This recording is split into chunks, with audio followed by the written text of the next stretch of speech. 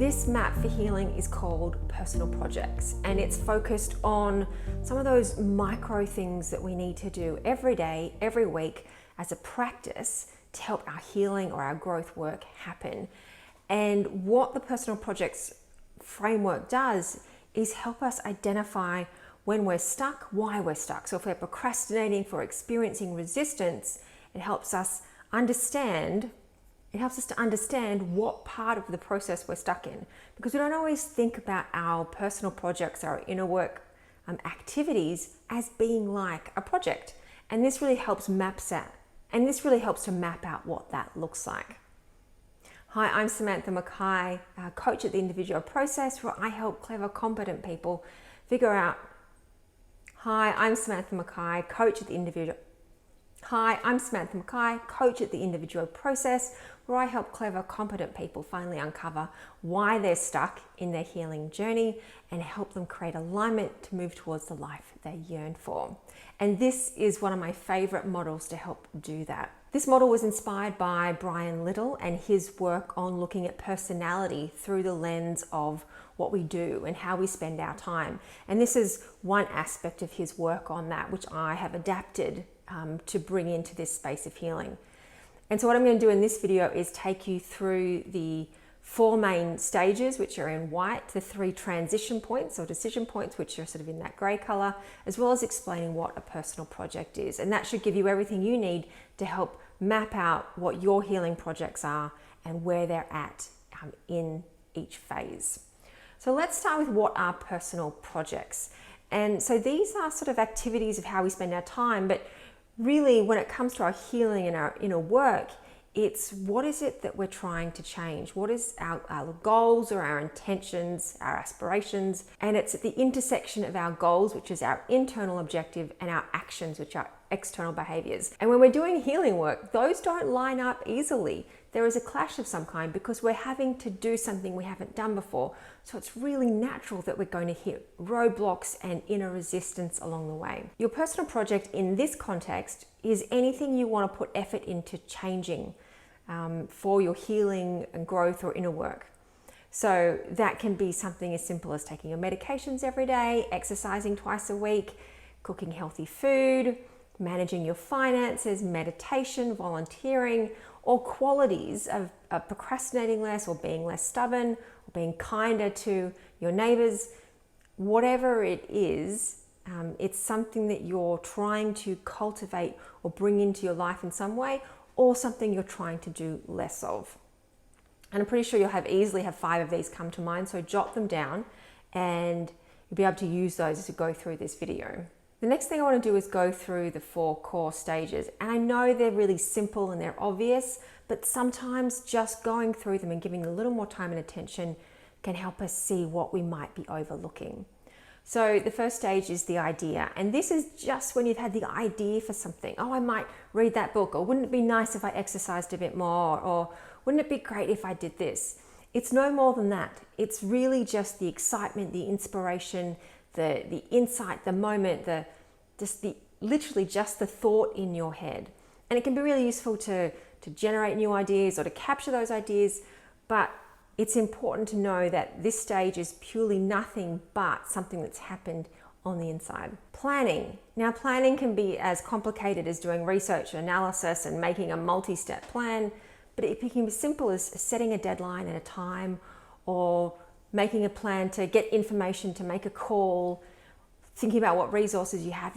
The planning phase doesn't actually have to be complicated, but there is a sense of starting to assess what would need to be done in order to make this thing happen. Action is doing the doing. It's where we put the plan into motion, we're completing tasks, we're making phone calls, we're doing the work in some way, and whatever that means. And then finally, the wrapping up phase. And this is where we decide that a project's completed, we archive it up, we hand out certificates, we give ourselves good feedback and appreciate our efforts, we take learnings, we review how it went, but there's something about closing off a project here. And this is important because projects do come to a natural completion, and sometimes we forget that. So those were the 4 stages. Very simple, I know, but the key thing is the next 3 decision points, because it's these transition points that we get stuck in. because each transition point contains a decision that needs to be made. And we often don't realize that there's a decision to be made, that what exactly that decision requires us to decide, and that we can say no to it. I think sometimes the resistance is that it seems to be a requirement to say yes, when actually we can say no. Now it's not the right time, it's not the right project, I just need to let that sit for a while. What we can do in each of these transition points is assess whether we have alignment between our body and our gut, our heart and our head. And when we have alignment, we have flow. And that is so useful because on a healing journey, we want to use permission and flow, not force and aggression and sort of trying to squeeze ourselves along the journey, because that just adds more stress to our bodies, and our aim is to add less. So the first transition point is from idea into planning. And the question you're ultimately asking yourself is, do I want to invest energy in this idea? Now, if you have a list of ideas, you might need to choose which ones to focus on. But if you've just got one idea, really it's asking yourself, do I want to put the energy into planning this? Remember, we're not doing here, we're just planning. Do you want to put the energy into planning this? Other questions you might ask is, does this align with my values? Will this really support my inner work journey? But as you ask yourself all of those questions, it's really listening to your body. How does my body react in that moment? How does my heart react? What do I sense? Because what you can sense here is any resistance that'll come up in the future or as you try to move forward. And if you sense that resistance, that doesn't necessarily mean you have to not do it, but you can explore what might need to be different in order for flow to happen. Now, the next transition point is planning into action. And the question you're asking yourself here is, do you want to invest energy into this plan? Do you want to execute it? Do you want to turn it into reality? Do you want to make it happen? It's okay if the answer to that is no. I think sometimes we put incredible pressure on ourselves that just because we've had a plan, it means we have to see it through. And that's not the case, because you could have done the plan and realized, actually, this isn't in alignment. This isn't going to help me. There's something here that isn't right. Now, that means you could change the plan, or you could put the whole thing aside for another time. It's really just sensing what's right for you in this moment. And then our final transition point is action into wrapping up. And here we're asking ourselves, do we want to continue this project, or is it time to shut it down and archive it and put it away? And I think we often get stuck in this thought of, well, just because I've started something means I have to do it forever. That's not always the case. I think sometimes the best personal projects are the ones that just become habits and become natural and become easy. But I think there's also a place of realizing some projects do have a natural end. And once they've served their purpose, then we can put them away.